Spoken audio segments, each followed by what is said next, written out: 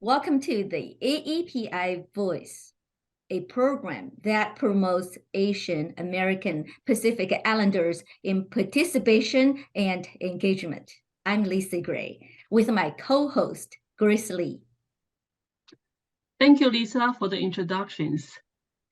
Our special guest today, holding not only one, but two special positions with State of Michigan.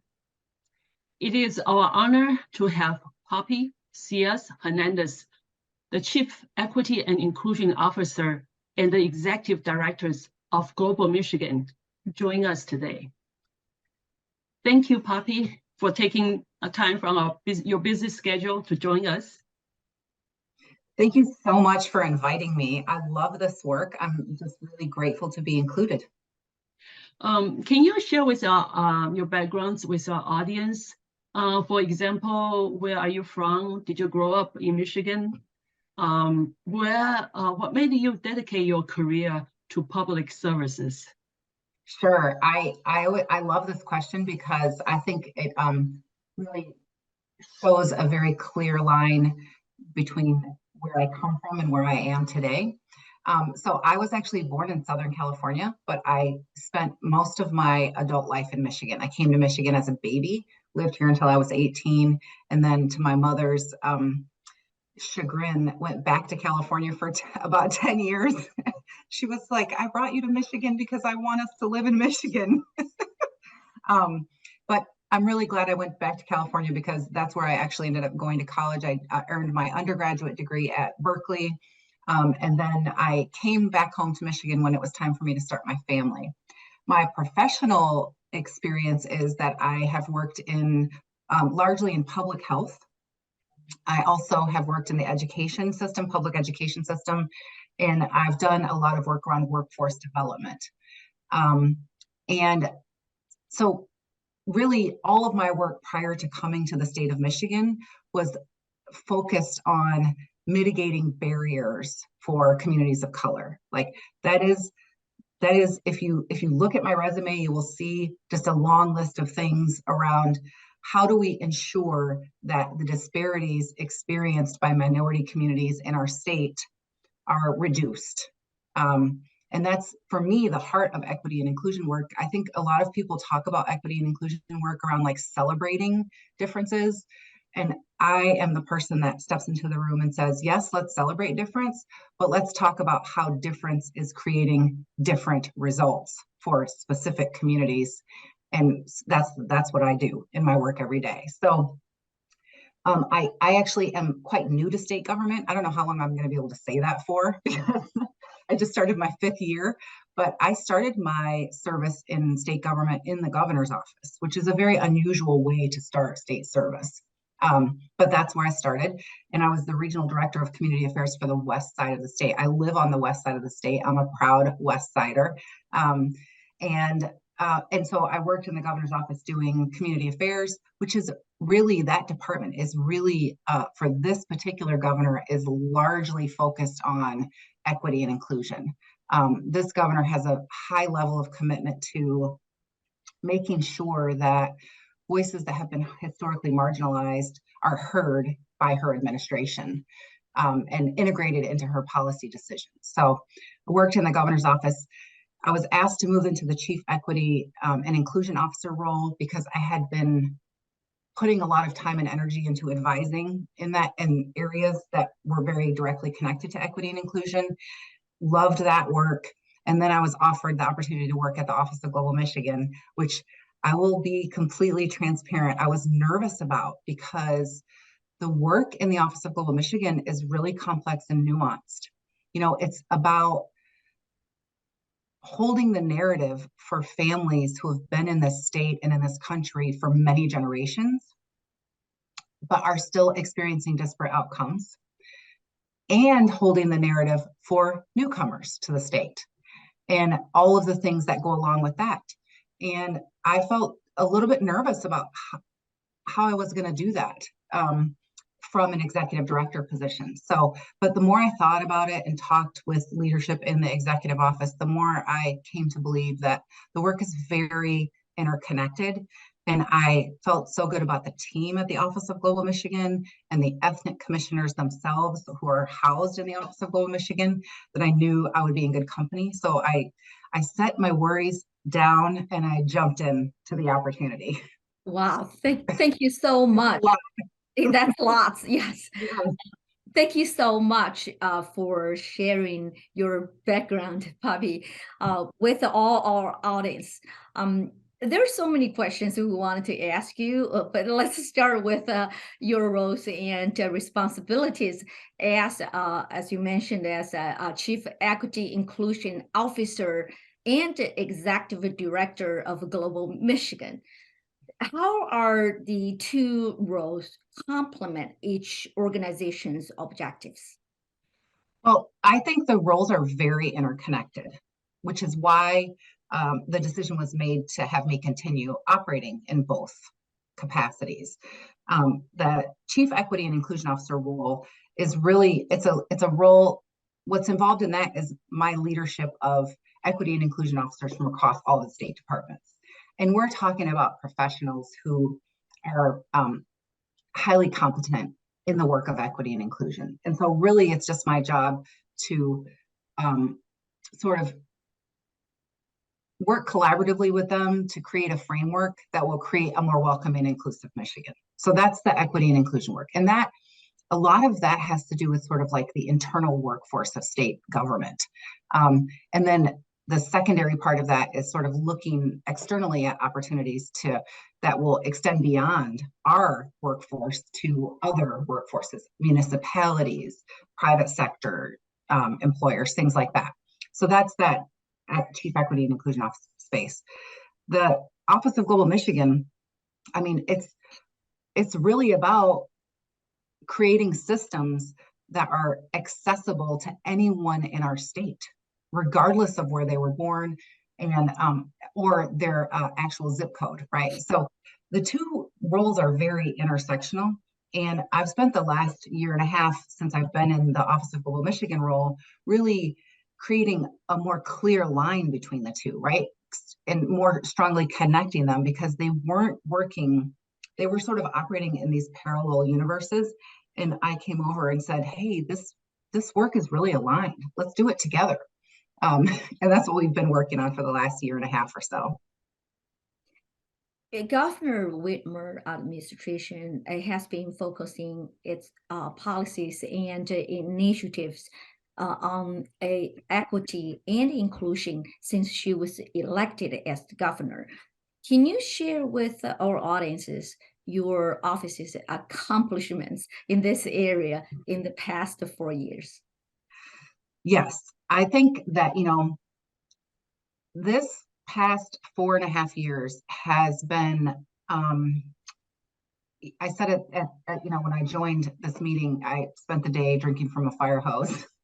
And that actually pretty accurately captures the experience of really thinking more strategically about how we're going to be equitable and inclusive, because it really does touch everything that we do. It's not this sort of like sidelined way of thinking. It's really about every single policy decision is really seen through an equity lens in this administration. And you see that from the very beginning of this governor's administration, where she issued an executive directive very early on that mandated equity and inclusion officers in every state department. It created a direct line of reporting to the executive office around discriminatory harassment complaints. It required every single state of Michigan employee go through implicit bias training. So that was, I think, the 9th executive directive that she issued as a governor. So she essentially came into her administration saying, I am going to prioritize this work at the systems level in state government. And all of her decisions have really signaled that. We thought the first year was tough with just making all the adjustments and kind of figuring out what we were going to get accomplished. And then we went into a pandemic, which, how many governors can say, that they governed during pandemic? And right away, we started seeing disparate outcomes for different communities. And right away, she created a task force that was the COVID-19 Racial Disparities Task Force. And she enlisted representation from every single what we think of as marginalized community, largely communities of color, to be representatives on that task force and to be vocal about what was needed in their local communities in terms of responding to the pandemic. So those are just a couple of examples. You know, she issued racism as a public health crisis. I mean, specifically to the APIA communities, she supported additional funding at civil rights to support educational services around the anti-Asian hate sentiments that we saw picking up in our state. She supported more funding for the ethnic commissions so that work could be enhanced and emboldened. So I feel like you can see it in every policy decision and every initiative that's coming from this governor's office. I want to add something to governor's efforts in supporting AAPI community, especially on the Stop Asian Hate and the anti-Asian sentiment. And on that area, they have done so much for us, you know, obviously behind us. So really, really appreciate governor office efforts on that. I'm sure Grace will agree with me. Yeah, we want to say thank you, governor and the governor's team for that. That's awesome. Well, I know, you know, I think what's important to lift up and what this governor, I think, really models in her leadership is that she can't do it alone and that she doesn't know all the things or have all of the answers. And that's why it's important to really prioritize inclusive practices. And so, you know, those policy decisions and the initiatives that you saw coming from the state, Grace had a direct hand in making that happen as a commissioner. I mean, she was vocal about what we needed to be doing as a state and, you know, held our feet to the fire around like what is important for us and how do we really respond to what's happening across local communities in the state of Michigan. So we're grateful for her service. Oh, thank you, Poppy. Yeah, it's like what you say, you know, the pandemic, you know, is something we have never experienced before, and only by working together, you know, we you know, get through that crisis. Yeah. Yes. Okay. Michigan had a historical budget surplus last year, but there are a lot of areas needed funding to make Michigan be competitive in the future. Can you spotlight some of the top priorities of the budget and where are they stand now, and how can we help? Yes. So, you know, the budget making process in state government is, it's a rather thrilling adventure, right? You know, in the governor's executive recommendations for the budget, she really clearly and specifically said her priorities will be to lower costs for Michigan families, grow the economy, and build a brighter future for anyone who wants to come to Michigan or who wants to make Michigan a home. And it does this through making big investments in lowering costs and expanding access to healthcare and helping students thrive, you know, and have access to higher education. We have, you know, we have set up a whole office of infrastructure to fix our infrastructure, our historically underinvested infrastructure. And we're spending record amounts on what it looks like to have safer communities. So the reason why I say it's a thrilling adventure is because all the things I just outlined to you were in the governor's executive recommendation for the budget. We're now in the process with our legislature where they are looking at the governor's recommendations and they are taking into account the voices from their constituents, and they're going to end the governor's recommendation, and they are going to come back to the governor's office with their decisions around what they think should be funded. I think it's important to know that, I mean, Grace, you've been doing this for longer than I have in terms of being connected to state government, but language like surplus and state budget is pretty unusual language.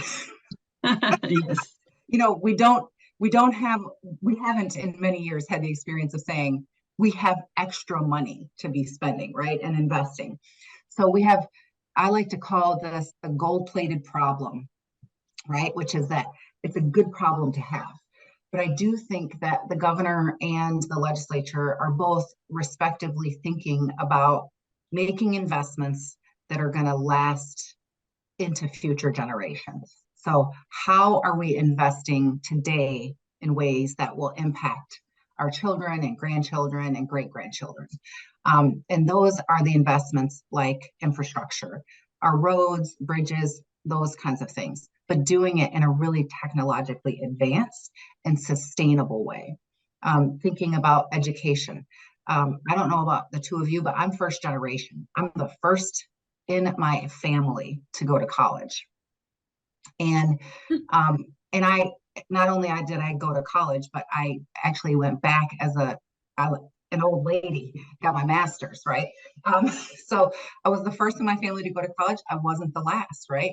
My son went to an Ivy League school. So we understand the impact that is made when we invest in higher education, but we also understand that kids in our K-12 system have been experiencing an underinvestment for generations. So we got to get them ready for college. So we're really thinking about that whole pipeline, right? Of how do we invest in kids in a way that will,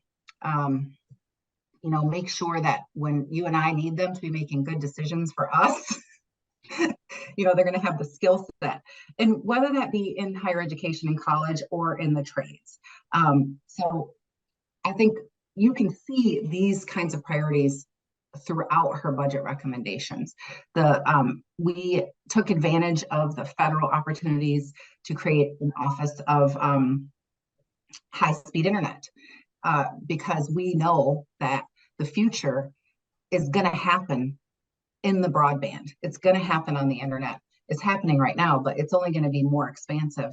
And we want to make sure that our state is connected, right? So you can see those recommendations throughout her budget. And the good news is, I think that there's a lot of alignment with the governor's recommendations and the legislature's priorities. So, we're not going to have a repeat of that first year. Grace, I don't know if you remember the first year of the governor's budget process where she line item vetoed how many things? It was over 100. We're not going to have that, okay? I think we're going to see a much more cordial discourse happening with the executive office and the legislature. So I'm excited to see what they come up with. I have been follow up. I think we're making great progress. And also go back to the education part. I know the government has this initiative 60 by 30 we'll have 60% of Michigan, the younger generation have a college degree by year 2030. So that's a very ambitious goal, but I think working together, we can get there. It's one of the strongest indicators of a highly productive, highly functioning, healthy state is those higher levels of education. And so that's why we prioritized it very early on. So I'm excited. When I went to California, partly why I stayed there so long was because my college education was almost free. So it was a strong incentive for me to be there because I could go to college there for almost nothing. I didn't have that same access in Michigan. Well, I wanted my sons to have similar access, but in Michigan that I had in California. Thank you, Poppy. For Michigan to continue to be prosperous and competitive in the future, mobility and sustainability are the heart of the Michigan's focus, and workforce development in the centerpiece of the success. One of the initiatives in the EV scholarship, which I thought is very innovative, and to attract and retaining talents in Michigan. So can you tell us more about this initiative? Sure. This is a really exciting initiative. And I think an important sort of caveat to know about this initiative is that it's housed in our Michigan Economic Development Corporation. So it's in MEDC, which is within the labor and economic opportunity department. But MEDC is really seen as the economic engine of the state, economic development engine of the state. And so the fact that it's housed there is a really important sort of note, because what it's saying is that education and our economy are intricately linked. And we have to really be thinking about it creatively that way. And so this lives in MEDC. Carrie Ebersol Singh is the director of this program. And essentially what it does is it incentivizes Michigan students, college students, to pursue degrees in computer science or engineering. And the way it incentivizes them is with the green, with money, right? So they can earn a scholarship in the amount of $5,000 if they commit to an internship with one of 15 companies in the state of Michigan working in computer science or engineering, or they can earn up to $10,000 of a scholarship if they actually take a full-time paid position in one of these companies. And the commitment is beyond just the scope of the field. It also includes a one-year commitment to staying in Michigan after they graduate. So we feel confident that if they stay in Michigan for a year after they graduate, we're going to keep them. And that's our goal. We want to keep that talent here in our state. So we're saying it matters to us enough to make this investment. So at this time, those scholarships the funding has been appropriated for up to 350 of those scholarships. And if it proves to be successful, we can look at making an even bigger investment. But we want to see if it works to incentivize young people to stay. Yeah, and then also I would like to add that one thing is I checked with MEDC that even the foreign students can apply for this a scholarship. So that's really good for our communities, because a lot of them are on the STEM programs. And I love it that you checked into that, Grace. And what we're looking into on our side is how we can help with providing support from a legal lens with helping foreign-born students navigate whatever kind of paperwork they need to have their status get extended. So we're looking at that on our side. That's great. Yeah. Yeah. Okay. Puppy, as you mentioned earlier, the pandemic has really exposed the impacts of the disparities of the digital equity for the underserved community. State of Michigan has set up the Michigan High Internet Office to address this issue. Can you please tell us more about the office and how our communities can be involved? For sure. We're really excited about the MyHigh office. There's so much opportunity wrapped up in access to broadband in terms of accessing services, applying for jobs. I mean, just so many things are sort of going to this internet-based approach. And we're excited about that because we think it's more efficient and expeditious, and it will sort of like cross the boundaries around generational differences and things like that. But if certain communities don't have access to broadband, then we will see it create disparities. That's sort of like movement into this direction. And so we're excited about the federal level investment in MyHigh, and the state is also investing. And one of the ways that local communities and specifically APIA communities can and should get involved is the MyHigh office right now is doing these local community roundtables. And the goal for these community roundtables is to garner feedback around how they are going to be distributing funds for local communities and municipalities to invest in building broadband infrastructure. And this is largely because the feds have issued standards around how those investments should be made, and they are in a position where they are sort of gathering nuance around that.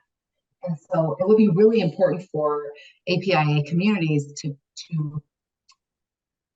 add their voices to the collective to make sure that what's happening in their communities is going to equip them to be part of what's next for our state. You know, the state is a giant bureaucracy, and in order for changes to occur, you have to create a strong enough current to motivate that change. And I think that there are so many systems in place, it is difficult to find sort of that entry point. And I really see the ethnic commissions as an important entry point. And so MAPAC is a really important entry point for APIA communities because they have the very formally established connection that is a direct connect to the governor's office. They have relationships across the legislature.